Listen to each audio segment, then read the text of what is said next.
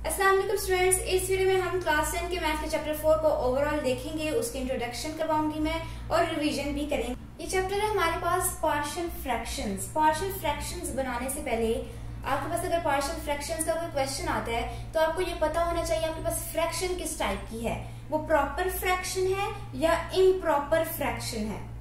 अब अगर हमारे पास एक फ्रैक्शन गिवन है x² + 3 ओवर x + 1, तो क्या ये प्रॉपर फ्रैक्शन है या इम्प्रॉपर फ्रैक्शन है। अब ये याद रखना है कि प्रॉपर फ्रैक्शंस के लिए जो न्यूमरेटर होता है हमारे पास, ये न्यूमरेटर होता है और ये नीचे वाला डिनोमिनेटर होता है। तो हमने ये याद रखना है कि प्रॉपर फ्रैक्शंस में न्यूमरेटर की डिग्री हमेशा लेस देन डिनोमिनेटर होती है।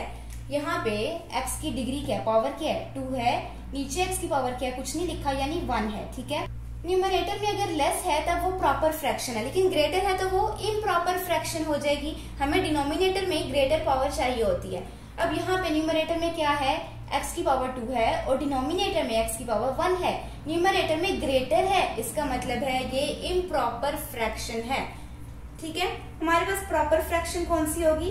अगर हमारे पास एक फ्रैक्शन है 2x - 3 ओवर x² + 4, नीचे x की पावर है स्क्वेयर, ऊपर x की पावर है 1, डिनोमिनेटर वाली पावर ग्रेटर है, इसका मतलब है ये प्रॉपर फ्रैक्शन है। डिनोमिनेटर की पावर ग्रेटर होनी चाहिए प्रॉपर फ्रैक्शन होने के लिए। ये सिंपल टर्म बस आप याद रख लें कि डिनोमिनेटर की पावर जो है, x की पावर डिनोमिनेटर में ग्रेटर होनी चाहिए न्यूमरेटर से। अगर वो ग्रेटर है तब वो प्रॉपर फ्रैक्शन है, बाकी सब केसेस में वो इम्प्रॉपर फ्रैक्शन है। बाकी कौन से केसेस हमारे पास बचते हैं, एक वो केस जहाँ पे न्यूमरेटर ग्रेटर हो जाएगा तो डिनोमिनेटर छोटा पड़ जाएगा। ठीक है, तो डिनोमिनेटर यहाँ पे ग्रेटर नहीं रहा, इसका मतलब है ये इम्प्रॉपर हो गई। दूसरा केस क्या हो सकता है, दूसरा केस हमारे पास ये हो सकता है कि पावर जो डिनोमिनेटर और न्यूमरेटर की इक्वल हो जाए। अगर ऊपर नीचे की पावर्स इक्वल हैं तब भी हमारे पास ये इम्प्रॉपर फ्रैक्शन होगी। प्रॉपर सिर्फ एक केस में होती है, जब डिनोमिनेटर के पास x की पावर ग्रेटर हो, x की डिग्री हायर हो। अब जब आपके पास क्वेश्चन आएगा तो जो आपके पास फ्रैक्शंस गिवन होंगी वो या तो प्रॉपर फ्रैक्शन होंगी या इम्प्रॉपर फ्रैक्शन होंगी। सबसे पहले आपने पता करना है कि आपके पास क्वेश्चन में जो फ्रैक्शन है वो प्रॉपर फ्रैक्शन है या इम्प्रॉपर फ्रैक्शन है। अगर तो वो प्रॉपर फ्रैक्शन है तो आप उसके आगे पार्शियल फ्रैक्शंस करेंगे और सॉल्व करेंगे, लेकिन अगर वो इम्प्रॉपर फ्रैक्शन है तो फिर क्या करेंगे, अगर इम्प्रॉपर फ्रैक्शन है तो आप उसे सॉल्व करेंगे। फॉर एग्जाम्पल एक इम्प्रॉपर फ्रैक्शन है हमारे पास 5x over x + 2। Improper fraction ये कैसे है, न्यूमरेटर और डिनोमिनेटर दोनों में x की हाईएस्ट पावर जो है सेम है, यहाँ पे भी 1 है और यहाँ पे भी 1 है, इसका मतलब है ये इम्प्रॉपर फ्रैक्शन है। इम्प्रॉपर फ्रैक्शन आएगी आपके पास तो आपने डायरेक्ट पार्शियल फ्रैक्शंस नहीं बनानी, सॉल्व करना शुरू नहीं करना, उसको पहले एक और स्टेप करनी पड़ेगी। अगर इम्प्रॉपर फ्रैक्शंस आई हैं, वो स्टेप ये है कि आपने यहाँ पर डिवीजन करनी है। न्यूमरेटर को हम हमेशा अंदर रखते हैं, डिनोमिनेटर को बाहर, x + 2, तो आप इसकी डिवीजन करेंगे। डिवीजन के बाद आप एक जो क्वोशिएंट है उसको अरेंज करके इस तरह से लिखेंगे और फिर इसकी पार्शियल फ्रैक्शन बना पाएंगे। अब यहाँ पे डिवीजन किस तरह से होगी, x को किससे मैं मल्टीप्लाई करूं, यहाँ पे x को मैं किससे मल्टीप्लाई करूं कि मेरे पास 5x आ जाए, तो मैं x × 5 करती हूँ तो मेरे पास x × 5 5x आता है। अब मैं क्या करती हूँ, यहाँ पे 5 × x + 2 करके देखती हूँ तो 5x + 10 आ जाएगा मेरे पास। ठीक है, अब ये 5 जो इस सबके साथ मल्टीप्लाई होता है मेरे पास नीचे आ गया 5x + 10, जो है साइंस चेंज होंगे, यहाँ पे ये माइनस हो जाएगा तो प्लस माइनस कट हो जाएगा, ये माइनस हो जाएगा, ये नीचे मेरे पास आ जाएगा -10। ठीक है, ये मेरे पास अब जो है ग्रेटर है क्योंकि x को किसी से भी मैं मल्टीप्लाई करके -10 नहीं ला सकती, यहाँ पे कोई कोफिशिएंट टर्म नहीं बच रही। अब इसको आपने पहले अरेंज करके एक और फ्रैक्शन में लिखना है, उसके बाद हम सॉल्व करेंगे। इसको लिखेंगे कैसे, जो आपके पास आंसर आ जाएगा कोफिशिएंट होगा उसको आपने एक साइड पे लिख दिया। ठीक है, ये अब आपके पास 5 यहाँ पे आ गया।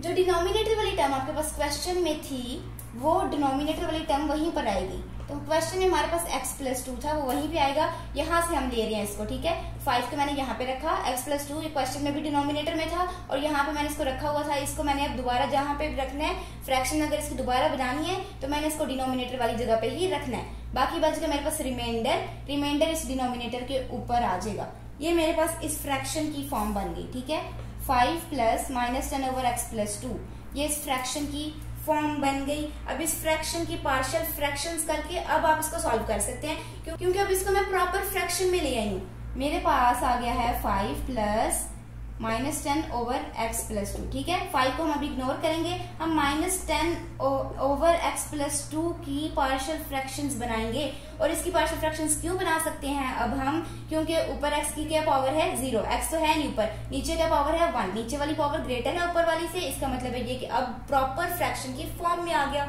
तो जब ये प्रॉपर फ्रैक्शन की फॉर्म में आ जाएगा तब हम इसको सॉल्व करेंगे। पार्शियल फ्रैक्शंस की कैसे बनेंगी, हम यहाँ पे सिर्फ इसको देखेंगे। तो हम यहाँ पे कह देते हैं कि पार्शियल फ्रैक्शंस इसकी बनाने के लिए ये is equal to a over x plus 2। ठीक है, आप इस टर्म को यहाँ से ले लेंगे, बाद में अब पार्शियल फ्रैक्शंस को सॉल्व करेंगे और फिर यहाँ पे उसकी वैल्यू डाल देंगे हम। अब ये था हमारे पास इम्प्रॉपर फ्रैक्शन अगर आती है तो क्या करना है, इम्प्रॉपर फ्रैक्शन आएगी तो डिवीजन करनी पड़ेगी, लेकिन प्रॉपर फ्रैक्शन आएगी तो डायरेक्टली पार्शियल फ्रैक्शन से सॉल्व कर लेंगे। अब पार्शियल फ्रैक्शंस कैसे बनती हैं उसे देखते हैं। फॉर एग्जाम्पल हमारे पास कोई फ्रैक्शन है 10 ओवर x प्लस 2। अब इस फ्रैक्शन में ये हमारे पास प्रॉपर फ्रैक्शन है, इस फ्रैक्शन में पार्शियल फ्रैक्शंस हमने किस तरह से बनानी है। अगर तो हमारे पास नीचे वाली जो टर्म है, डिनोमिनेटर वाली टर्म को हम देख के पार्शियल फ्रैक्शंस बनाते होते हैं। अगर हमारे पास डिनोमिनेटर वाली टर्म लीनियर फैक्टर है, लीनियर फैक्टर क्या होता है कि x की पावर हमारे पास 1 होती है, हाईएस्ट पावर जो भी x की होती है वो 1 होती है। तो x प्लस 2, x की पावर इसमें हाईएस्ट 1 ही है, x प्लस 2 जो हमारे पास एक लीनियर फैक्टर होता है, लीनियर टर्म है ये। इसकी पार्शियल फ्रैक्शन किस तरह से बनेगी, हम लिखेंगे is equal to a over x plus 2। ठीक है, इसकी पार्शियल फ्रैक्शन में क्या लिख रहे हैं हम, a over x plus 2, denominator वही रहने दे रहे हैं, पार्शियल फ्रैक्शन में न्यूमरेटर में हम लिख रहे हैं a। ठीक है, a लिख रहे हैं सिंपली। अगर तो मेरे पास इस तरह से कोई फ्रैक्शन आ जाती है जिसमें हमारे पास लीनियर फैक्टर नहीं क्वाड्रेटिक फैक्टर हो, तो उसमें हम किस तरह से करेंगे। फॉर एग्जाम्पल वो इस तरह से होगी, अगर मेरे पास इस तरह की कोई इक्वेशन है 1 ओवर x स्क्वायर प्लस 1। ठीक है, इसकी अगर हमने पार्शियल फ्रैक्शन बनानी है, अब यहाँ पे ये मेरे पास क्या है क्वाड्रेटिक टर्म है, तो इसकी हमारे पास पार्शियल फ्रैक्शन बनेगी ax plus b over x square plus 1। ठीक है, इसकी पार्शियल फ्रैक्शन आपने क्या करना है, a multiply by x plus b, x square plus 1 था हमारे पास, ये क्वाड्रेटिक टर्म थी। इस क्वाड्रेटिक टर्म का जब हमने पार्शियल फ्रैक्शन बनानी है तो उसमें न्यूमरेटर में क्या लिखेंगे ax प्लस b। अब हमारे पास डिनोमिनेटर्स में जो है बहुत ज्यादा सी वैल्यूज भी हो सकती हैं। फॉर एग्जाम्पल मेरे पास हो सकता है 10x प्लस 2 भी है, ठीक है, और x प्लस 3 भी है, x प्लस 4 भी है। ठीक है, 3-4 टर्म्स मेरे पास हैं यहाँ पे डिनोमिनेटर में, लेकिन ये तीनों टर्म्स किस में है, लीनियर है। ये तीनों टर्म्स लीनियर है, इनमें से कोई भी टर्म जो है मेरे पास क्वाड्रेटिक नहीं। अब क्वाड्रेटिक और लीनियर टर्म का मिक्सचर भी आ सकता है, सारी क्वाड्रेटिक टर्म्स भी आ सकती हैं या सारी लीनियर टर्म्स भी आ सकती हैं।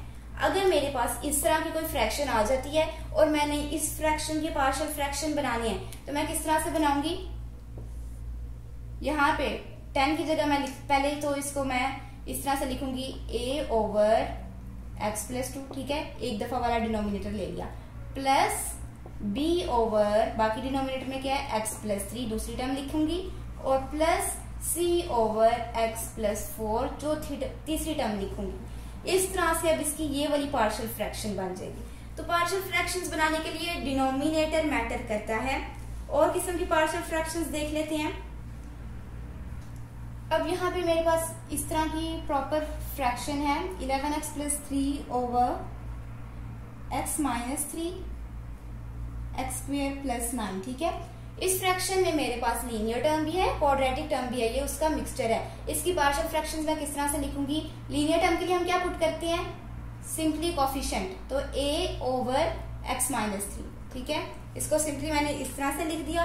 क्वाड्रेटिक टर्म के लिए हम क्या करते हैं, x स्क्वायर प्लस 9 था मेरे पास, इसको मैं लिखूंगी plus bx plus c over x square plus 9। ठीक है, अब यहाँ पे a की जगह तो a यूज हो गया मेरे पास, ax प्लस b की फॉर्म में हम लिखते होते हैं उसको। ठीक है, बाकी मैं अब नए कोफिशिएंट्स यूज करूंगी, ए को मैंने यूज कर लिया तो बी एक्स प्लस सी, फिर इसी तरह अगर आगे कोई और क्वाड्रेटिक होती तो डी एक्स प्लस ई, इस तरह से आपने लिखे उसके डिनोमिनेटर में बनाते जाना है। न्यूमरेटर में आपने इस तरह से वैल्यू। अब आपकी बुक में पहले तो एक जनरल मेथड भी गिवन है कि पार्शियल फ्रैक्शन आती है, तो सारी पार्शियल फ्रैक्शंस को हम एक इस जनरल मेथड से सॉल्व कर सकते हैं। पहला हमारे पास क्या है कि न्यूमरेटर जो है लोअर डिग्री होना चाहिए डिनोमिनेटर से, यानी कि हमारे पास प्रॉपर फ्रैक्शन होनी चाहिए तो सॉल्व कर लेंगे, प्रॉपर नहीं है तो उसको प्रॉपर बना लेंगे, ठीक है। फिर हम कांस्टेंट टर्म्स की सब्स्टिट्यूशन बना लेंगे, यानी वही पार्शियल फ्रैक्शंस उसकी बनाएंगे इस तरह से कि a ओवर x माइनस 3 या फिर bx प्लस डी, या किस तरह से हमारे पास आगे फ्रैक्शंस बन रही हैं। इसके बाद हम दोनों साइड्स को डिनोमिनेटर से मल्टीप्लाई करते हैं या लीस्ट कॉमन फैक्टर से उससे मल्टीप्लाई करते हैं। बाकी जो टर्म्स हमारे पास बच जाती हैं उनको हम डिसेंडिंग ऑर्डर में जो है अरेंज करते हैं, यानी इस तरह से ऑर्डर में कि x की हाईएस्ट पावर फिर x की लोएस्ट पावर, डिसेंडिंग ऑर्डर यानी बड़े से छोटे तक के ऑर्डर में हम उसको प्लेस अरेंज कर लेते हैं। उसके बाद हम कोफिशिएंट्स को इक्वेट करते हैं अगर सबके आंसर नहीं आते, ये आप क्वेश्चन सॉल्व करके ही समझ। 4.4 पे मैंने एक वीडियो बनाई थी जिसमें मैंने पार्शियल फ्रैक्शंस को डिटेल में एक क्वेश्चन सॉल्व करके एक्सप्लेन किया था, उसकी लिंक मैं डिस्क्रिप्शन में डाल दूंगी, वो भी आप लोग चेक कर लीजिएगा। चैप्टर 4 की सबसे इम्पोर्टेंट एक्सरसाइजेज है हमारे पास 4.2 सबसे इम्पोर्टेंट है और 4.4 भी इम्पोर्टेंट एक्सरसाइज है। इस चैप्टर की थोड़ी और समरी देख लेते हैं। अगर तो आपने वो 4.4 एक्सरसाइज वाली वीडियो देख ली है तो फिर अभी जो मैं बताने जा रही हूँ ये बहुत आसान होगा, इसकी समझ आ जाएगी। हमारे पास जब कोई लीनियर फैक्टर होता है पार्शियल फ्रैक्शन में, फॉर एग्जाम्पल x प्लस 2 एक लीनियर फैक्टर था हमारे पास, तो हम क्या करते होते हैं इसको 0 के इक्वल रख लेते होते हैं। x plus 2 is equal to 0 और x इज इक्वल टू -2 आ जाता है हमारे पास। x की सारी जगह पे हम -2 की वैल्यू को पुट कर देते हैं और इसको सॉल्व करके चेक कर लेते हैं। तो -2 को हम पुट कर रहे हैं, x is equal to -2, x को +2 जो लीनियर फैक्टर था उसको हमने 0 के इक्वल पुट किया। इसको हम कहते हैं जीरोस मेथड और ये लीनियर फैक्टर्स के साथ यूज हो सकता है। मतलब हमारे पास अगर लीनियर फैक्टर्स हैं तो हम ये जीरोस मेथड यूज कर सकते हैं। उसको इक्वल टू 0 पुट करते हैं, x की वैल्यू को निकालते हैं और उस वैल्यू को हम x की जगह पुट करके कुछ सॉल्व कर लेते हैं। तो ये कांस्टेंट टर्म का आंसर हमारे पास आ जाता है a b c d में से किसी का भी, तो वो हमारे पास ये है और इसका नाम क्या है, जीरोस मेथड। ये एमसीक्यूज के लिहाज से इम्पोर्टेंट है। जो भी आपकी बुक में चैप्टर्स में हाईलाइट हुआ है पिंक कलर से या वैसे ही अंडरलाइन है, बोल्ड है, ये सब कुछ एमसीक्यूज के लिए बहुत इंपॉर्टेंट है। हमारे पास जो एक पूरी फ्रैक्शन होती है उसे क्या कहा जाता है, उसे कहा जाता है रिजल्टेंट फ्रैक्शन। और उस फ्रैक्शन के जो हम हिस्से बनाते हैं उसे हम कहते हैं कंपोनेंट्स या उसे हम कहते हैं पार्शियल फ्रैक्शंस। हमारे पास फ्रैक्शंस में डिनोमिनेटर कभी भी 0 नहीं हो सकता।